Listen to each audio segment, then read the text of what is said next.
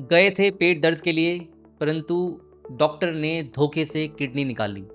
ये किस्से मैंने आज तक सिर्फ फिल्मों में सुने थे, पर आज जो मेरे साथ हुआ वो मेरी मेडिकल फ्रेटर्निटी का सबसे स्ट्रेंजेस्ट केस है। और मैं बताने वाला हूँ कि किसी भी व्यक्ति के जीवन में सबसे बड़ा फैसला कौन सा होता है। हाँ, शादी का तो होता है, परंतु शादी के साथ साथ एक और निर्णय किसी भी इंसान को अपने जीवन में लेना पड़ता है जिस पे उसका जीवन आधारित है।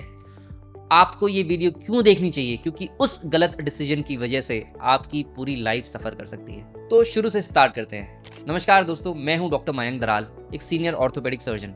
और आज एक मेरे पास मरीज़ आया जिसने मुझे कहा कि मेरा ACL टूट गया है। मुझे लगा कि वेरी वेल इन्फॉर्म्ड पेशेंट है, तो क्यों ना आप अपनी रिपोर्ट मुझे दिखा दो। उन्होंने कहा कि उनके पास रिपोर्ट्स नहीं हैं। मैंने कहा फिर आपको कैसे पता कि आपका ACL टूटा हुआ है, कोई लचक आ रही है, कोई दर्द हो रहा है? तो उन्होंने कहा कि मेरे पास वीडियो है। मैंने कहा वीडियो? किस चीज़ की वीडियो? अक्सर मरीज मुझे अपनी इंजरी की वीडियो दिखाते हैं, परंतु इसने जो मुझे दिखाया वो बिल्कुल चौंकाने वाला था। इस मरीज ने अपने घुटने के अंदर की वीडियो मुझे दिखाई जिसमें उनका ACL मेनिस्कस हूबहू दूरबीन से देखा जा रहा है। अगर यकीन नहीं आता तो खुद वीडियो देखिए। समझा नहीं क्या हुआ? क्या फिर से बताओ। मतलब वो मेरा वो थोड़ा डाउट था इसमें कि हाँ। है MRI में कुछ हो रहा कुछ तो बिना बेहोश करे आपको? नहीं, बेहोश हुआ था मैं। हाँ, फिर? अच्छी तरीके से किया था उन्होंने तो। हाँ, फिर? सर्जरी करा लिया वहाँ? नहीं, सर्जरी सर्जरी नहीं हुआ, सिर्फ चेक करवाया है। सिर्फ डायग्नोस्टिक हुआ? हाँ, चेक करवाए, मतलब एक्चुअल कितना क्या अंदर से है। तो वो मतलब इसमें पैर का ऑपरेशन करके चेक कर दिया पर ठीक नहीं करा? नहीं, वो बोले कि मतलब है ही नहीं कुछ इसमें, बस वो ACL लूज बता रहे हैं।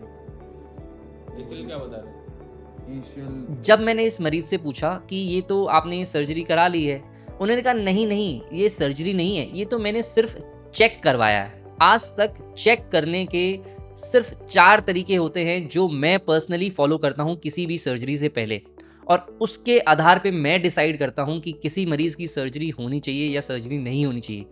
पर जीवन में पहली बार मेरे साथ ऐसा हुआ कि मरीज ने या फिर डॉक्टर ने, न जाने किसकी गलती है या किसकी कैसी क्लैरिटी रही, कि चेक करने के लिए सीधा मरीज ने ऑपरेशन करवा लिया। और मरीज को अब तक ये बात समझ में नहीं आ रही कि उसका ऑपरेशन हो गया, क्योंकि मरीज अब भी ये कह रहा है कि मैंने सिर्फ चेक करवाया है। तो मैंने पूछा कि चेक करवाने पे क्या मिला है? उन्होंने कहा कि मेरा ACL टूटा हुआ है। तो मैंने कहा जब आपने दूरबीन से ऑपरेशन के माध्यम से चेक करवा ही लिया है, तो फिर आपने इसका ऑपरेशन लगे हाथ क्यों नहीं करवाया? लगे हाथ ACL करने में आपको 10-15 मिनट और लग जाती।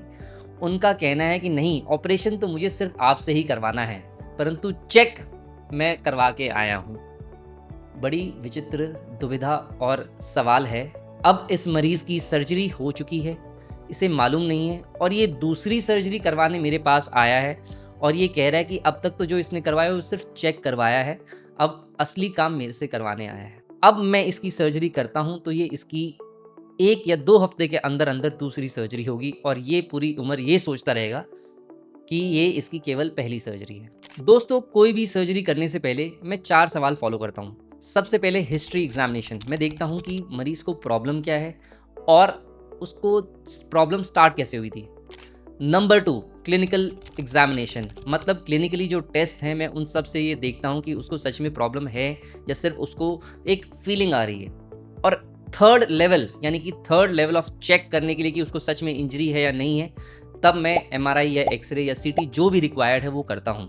और ऐसा भी नहीं है कि अगर मैंने डायग्नोसिस करवा ली है, इन्वेस्टिगेशन करवा ली है, उसमें उसका कंफर्म हो रहा है तो भी मैं सर्जरी कर देता हूँ। नहीं, उसके बावजूद क्लिनिकल एक्यूमेन, मतलब अपनी हज़ारों पेशेंट्स के डाटाबेस से कि कौन सा पेशेंट कैसे रिकवर करा, कैसे नहीं करा, किस पेशेंट की क्या रिकवरी है, उसके बेसिस पे डिसाइड होता है कि पेशेंट की सर्जरी आगे करनी चाहिए या नहीं करनी चाहिए, या अल्टरनेटिव ट्रीटमेंट से उसको वेट एंड वॉच करना चाहिए या इलाज करना चाहिए। परंतु यहाँ पे मरीज आता है जिसने 4 स्टेप बिना सीधा फॉलो करे हुए सीधा सर्जरी करवा ली। दोस्तों, एक्सरे या MRI भी करवाया जा सकता था, पर एक्सरे और MRI नॉन इन्वेजिव तरीके होते हैं। इन्वेजिव मतलब अंदर जाना, इन्वेजिव MRI और एक्सरे एकमात्र ऐसे तरीके हैं जिससे बिना शरीर के अंदर किसी भी प्रकार का कट लगाए ये लगाया जा सकता है कि ACL सच में टूटा है नहीं टूटा है। पर जहाँ कैमरा चला गया वहाँ मतलब सर्जरी हो गई है या एक तरह की सर्जरी हो गई है।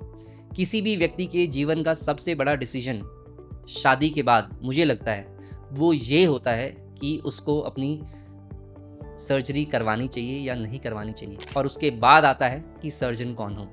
यहाँ तक कि अपने परिवार में खुद जब हमें सर्जरी किसी की करवानी थी तो 3 महीने मैंने केवल रिसर्च पे लगाए थे, और जब मेरा इसमें कॉन्फिडेंस आ गया तब जाके हम इस डिसीजन पे प्रोसीड करें। परंतु यहाँ पे एक ऐसा मरीज़ था जो अपनी सर्जरी करवा के आ चुका है और मुझसे दूसरी सर्जरी की इंसिस्ट कर रहा है और कह रहा है कि नहीं, मैंने तो अभी तक सिर्फ चेक करवाया था। दोस्तों, अगर उसने कैमरा डलवा के सर्जरी करवा ही ली थी तो क्यों ना वो पूरी की पूरी सर्जरी एक ही सिटिंग में करवा लेता। बार बार सर्जरी करना कोई भी एडवाइस नहीं करता, क्योंकि बहुत सारे आपने मरीज़ देखे होंगे वो इस बात में प्राइड फील करते हैं जब कहते हैं कि मैंने 4 सर्जरी करवा ली, घुटने की 3 सर्जरी करवा ली। परंतु एक सही सर्जन अगर आपने चुन लिया है तो एक सर्जरी ही काफ़ी रहती है, अगर सब सही हो और अगर कोई दूसरी इंजरी ना हो। तो इसीलिए ये सबसे बड़ा इंपॉर्टेंट डिसीजन होता है कि शुड यू ऑपरेट और by whom you should operate. और इसी पे मैंने वीडियो बनाई है कि how to choose a sports surgeon. पर अब आपका ये सवाल होगा कि डॉक्टर, आप तो कहते हो कि कोई भी नी सर्जरी करवाना बहुत सिंपल है, तो फिर सर्जरी करवाने में क्या बुराई है? दोस्तों, surgery one of the safest medicine की आर्ट फॉर्म है इस अर्थ पे, उसी प्रकार जैसे सेफेस्ट मोड ऑफ ट्रांसपोर्ट है एयरप्लेन का। पर कहते हैं कि there is no surgery without risk. Hence अगर उन्होंने एक बार सर्जरी करवा भी ली है तो चाहे कितना ही कम हो, रिस्क ऑफ इन्फेक्शन बढ़ जाता है, रिकवरी टाइम वेस्ट हो जाता है, और यहाँ तक कि मेंटल टायर्डनेस भी हो जाती है। मेंटल टायर्डनेस मतलब जो जीवन का सबसे बड़ा डिसीजन है वो आपने एक बार ले लिया, और अब जब उसको सच में सर्जरी की रिक्वायरमेंट है तो मैं ये सोचूंगा कि क्या इसने एक बार सर्जरी करवा ली है तो मुझे डिले करनी चाहिए, बिकॉज इसको रिकवरी का टाइम होना चाहिए। अब आप ये कहेंगे कि सर ऐसा भी तो होता है, कई बार लोग सिर्फ डायग्नोस्टिक आर्थ्रोस्कोपी करते हैं। हाँ, वो करते हैं, पर जब भी मैं कोई सर्जरी में जाता हूँ या सर्जरी करता हूँ आपके एसीएल, मेनिस्कस या शोल्डर की, तो मेरे सारे प्लान्स ऑलरेडी रेडी रहते हैं कि ए नहीं तो बी, बी नहीं तो सी, सी नहीं तो डी।